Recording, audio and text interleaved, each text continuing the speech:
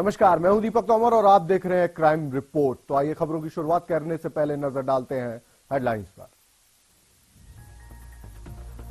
UP के कानपुर में दबंगाई दिखाने वाले एक सिपाही को भीड़ ने सिखाया सबक। लोगों ने सरेराह सिपाही पर बरसाए लात घूंसे। वहीं यूपी के बांदा में एक नाबालिग ने शोरूम में किया लैपटॉप साफ। सीसीटीवी कैमरे में कैद हुई तस्वीरें, पुलिस जांच में जुटी। मुरादाबाद में शातिर वाहन चोर गिरोह का पर्दाफाश, 2 आरोपी गिरफ्तार, 6 मोटरसाइकिल और एक स्कूटी बरामद। मेरठ में एक दूध व्यापारी की उसी के नौकर ने की हत्या। मालिक के डांटने पर नौकर ने धारदार हथियार से वार कर उतारा मौत के घाट। यूपी के शाहजहांपुर में दिल दहला देने वाली वारदात, 4 महीने की मासूम बच्ची को बुरी तरह चाकू से गोदकर उतारा मौत के घाट। प्रधानमंत्री नरेंद्र मोदी ने नेताजी सुभाष चंद्र बोस की जयंती के मौके पर सार्वजनिक की उनसे जुड़ी 100 से ज्यादा फाइलें। मौत के रहस्य से उठा सकती हैं पर्दा। वहीं कनाडा के एक स्कूल में भीषण गोलाबारी, 5 लोगों की मौत, कई जख्मी। 25 साल में हुई सबसे भीषण गोलाबारी।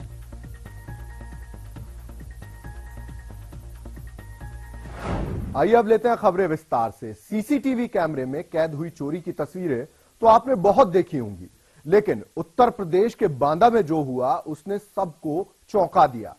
यहां एक नाबालिग बच्चे ने लैपटॉप शोरूम में एक लैपटॉप साफ कर दिया और किसी को इसकी भनक तक नहीं लगी, लेकिन ये तस्वीरें वहीं लगी तीसरी आंख में कैद हो गई। देखिए चोरी की लाइव तस्वीरें।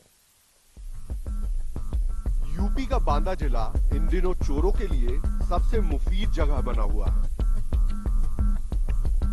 इस कड़ी में दिन दहाड़े शहर सबसे ज्यादा भीड़ भाड़ वाले इलाकों में एक बच्चे ने भी शोरूम से लैपटॉप पर हाथ साफ कर दिया। इन तस्वीरों को जरा गौर से देखिए। तस्वीरों में दिखाई दे रहा ये लड़का शोरूम में आता है। देखिए एक एक कर ये किस तरह लैपटॉप की जांच कर रहा है, लेकिन ये यहाँ कोई लैपटॉप खरीदने नहीं आया। अब ये एक लैपटॉप के पास आकर रुक गया।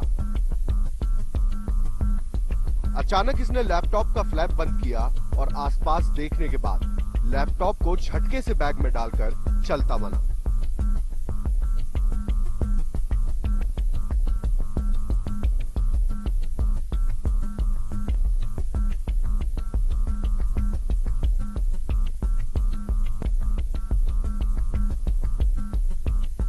अरे वो एक बच्चा मतलब 13-14 साल का आया, वो देखते देखते लैपटॉप जो है उसने कब अपने बैग खोल के उसमें एक लैपटॉप रख लिया।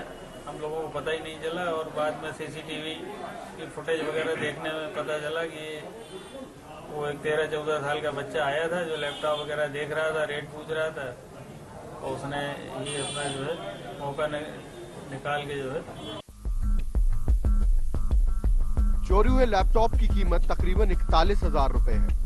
लड़के के जाने के बाद जब दुकान मालिक ने एक लैपटॉप चोरी होने की जानकारी हुई तो उसने तुरंत सीसीटीवी फुटेज खंगाला, जिसके बाद दूध का दूध और पानी का पानी हो गया। फिलहाल पीड़ित की शिकायत के बाद पुलिस ने चोर की तलाश शुरू कर दी है, लेकिन अभी तक ये शातिर चोर पुलिस की गिरफ्त से दूर है। अनवर रजा, इंडिया क्राइम, बांदा। वहीं यूपी के हापुड़ में एक युवक की अपहरण के बाद निर्ममता से हत्या कर दी गई, जिसकी लाश 13 दिन बाद पिलखुए के जंगल में एक कुएं से बरामद हुई। ये रिपोर्ट देखिए। दरअसल शुक्रवार को पिलखुआ इलाके के हिंडालपुर गांव के जंगल में कुछ लोगों ने एक कुएं में एक युवक की लाश देखी, जिसकी सूचना पुलिस को दी गई।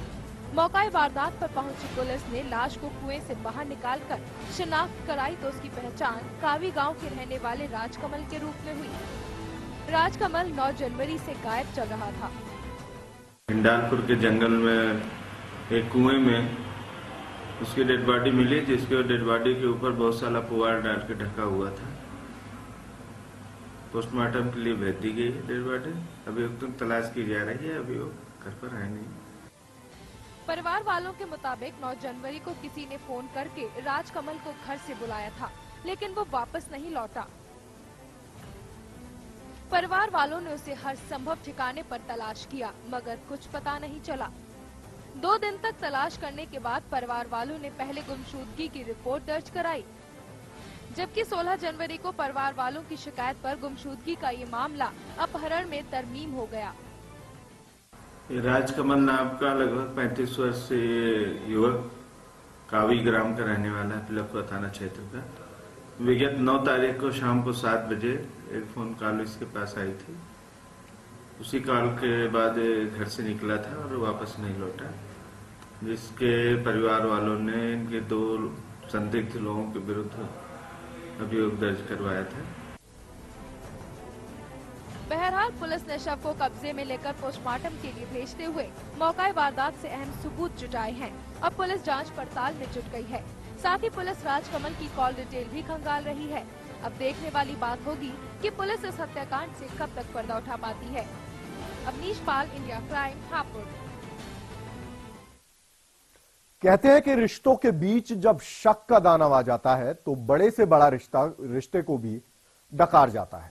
राजधानी दिल्ली से सटे नोएडा में भी कुछ ऐसा ही हुआ। नतीजा, पति पत्नी ने एक ही फंदे से लटककर अपनी जीवन लीला समाप्त कर दी।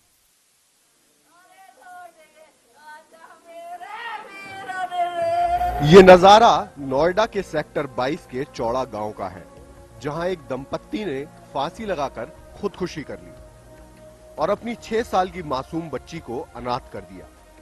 उस बेचारी को तो यह भी नहीं पता कि उस पर कौन सा पहाड़ टूटा है।